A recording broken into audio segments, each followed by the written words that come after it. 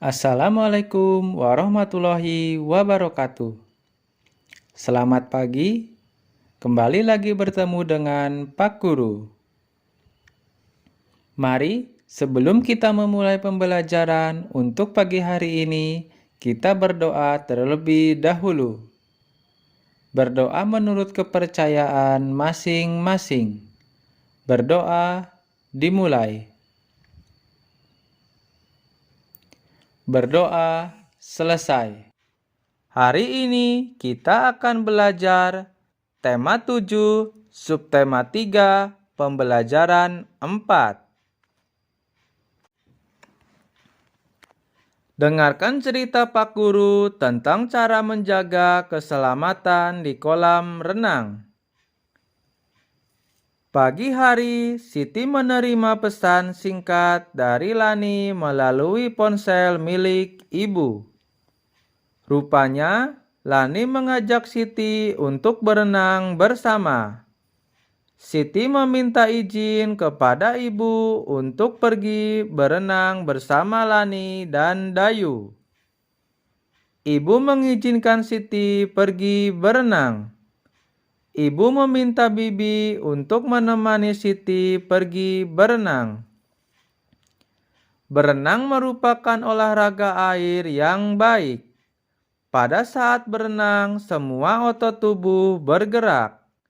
Namun, kita harus waspada akan bahaya kegiatan di air. Bahaya yang mungkin terjadi di kolam renang adalah tenggelam. Agar tetap selamat saat berenang, kita harus ditemani oleh orang yang sudah mahir.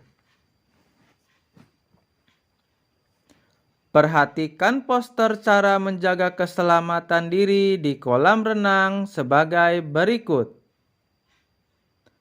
Upaya menjaga keselamatan diri saat beraktivitas di air. 1. Gunakan pelampung. 2. Lakukan pemanasan untuk mencegah cedera. 3. Berlatih berenang di kolam yang dangkal. 4. Tidak berenang sendiri dan pastikan ada yang mengawasi. Selanjutnya, lakukan tahapan-tahapan berikut sebelum berenang. 1. Pastikan pakaian yang dikenakan adalah pakaian renang. 2. Lakukan pemanasan sebelum masuk ke kolam renang. 3. Lakukan kegiatan bersama teman yang sudah bisa berenang. 4. Lakukan latihan meluncur dan mengambang di kolam dangkal. 5. Kenakan pelampung agar lebih aman. Itulah tahapan-tahapan yang harus disiapkan oleh kalian ketika kalian akan melakukan kegiatan berenang. Setelah berenang, Dayu meminjam telepon kantor kolam renang untuk menelepon ibu. Dayu meminta izin kepada ibu untuk mengerjakan tugas kelompok di rumah Siti. Dayu sangat bersyukur karena ada alat bantu yang memudahkan dalam berkomunikasi. Dengan telepon, Dayu dapat langsung berbicara dan mendengarkan suara ibu. Telepon adalah alat komunikasi secara lisan. Selain alat komunikasi lisan, hingga saat ini alat komunikasi tulisan juga masih terus berkembang. Mari kita baca teks berikut ini. Judulnya adalah Alat Komunikasi Tulisan. Sejak zaman dahulu, komunikasi secara tertulis sudah mulai dilakukan. Ada surat yang ditulis pada daun lontar. Selanjutnya, surat ditulis pada selembar kertas dan dimasukkan ke dalam amplop. Surat akan dikirim oleh petugas pos dalam waktu tertentu. Waktu penyampaian surat tergantung pada jarak tujuan dan biaya pengiriman. Biasanya sekitar 3 hari sampai 1 minggu. Pada abad 21, mulai dikenal surat elektronik atau surel. Surel dikirim melalui jaringan internet dengan alat bantu komputer. Melalui surel, pesan dapat diterima di tempat tujuan sesaat setelah dikirim. Tentu saja, hal tersebut sangat membantu komunikasi. Kini, surel bukan lagi satu-satunya alat komunikasi yang cepat. Melalui telepon seluler, kita dapat mengirim pesan menggunakan aplikasi pesan singkat.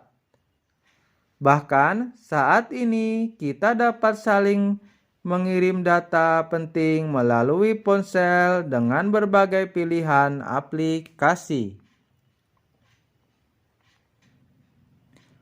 Selanjutnya, mari kita cari kalimat utama dari tiap paragraf.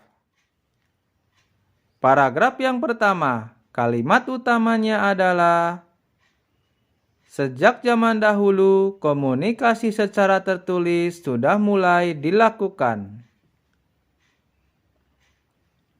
Paragraf yang kedua, kalimat utamanya adalah, selanjutnya surat ditulis pada selembar kertas dan dimasukkan ke dalam amplop. Paragraf yang ketiga, kalimat utamanya adalah, pada abad 21 mulai dikenal surat elektronik atau surel. Kini surel bukan lagi satu-satunya alat komunikasi yang cepat. Setelah mendapat izin dari ibu, Dayu dan teman-teman segera menuju rumah Siti. Mereka mendapat tugas untuk mencari informasi mengenai alat komunikasi. Siti akan mencari informasi di internet. Dayu akan mencari informasi dari buku-buku dan majalah. Lani akan menelepon pamannya yang bekerja di pusat telekomunikasi. Udin membantu meringkas hasil informasi. Edo akan menuliskan pada sebuah buku. Benny bertugas membuat gambar dan hiasan pada ringkasan informasi yang telah dibuat. Dayu dan teman-teman memiliki keterampilan yang beragam atau berbeda-beda. Kemampuan dan keterampilan setiap orang berbeda-beda. Namun, perbedaan tidak menghalangi kita untuk bekerja sama. Dengan adanya perbedaan, kita tetap dapat saling membantu. Selain itu, kita dapat saling melengkapi. Hal tersebut dinamakan kolaborasi. Menurut Kamus KKBI, kolaborasi artinya pembuatan kerja sama. Kerjasama merupakan pengamalan sila keempat Pancasila yang berbunyi, kerakyatan yang dipimpin oleh hikmat kebijaksanaan dalam permusyawaratan perwakilan. Apakah kemampuan setiap orang sama? Jawabannya adalah berbeda. Bagaimana sikap kita terhadap keberagaman atau perbedaan dari setiap orang? Kita harus selalu menghargai perbedaan dan keberagaman masing-masing orang. Cukup sekian untuk pembelajaran pada pagi hari ini. Jangan lupa untuk kalian subscribe dan like video ini. Sampai bertemu lagi di pembelajaran selanjutnya. Terima kasih.